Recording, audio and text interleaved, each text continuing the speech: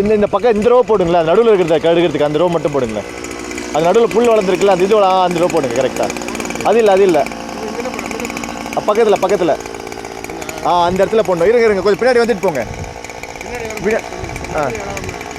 இருங்க ஓகே போடுங்க.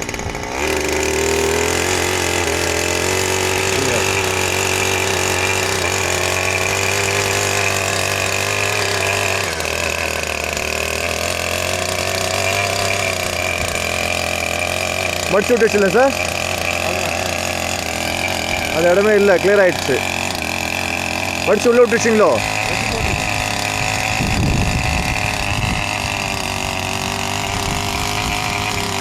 இது எடுக்கிறதுக்கு தேவையில்லைல்ல, மல்ச் ஆகிடும்ல.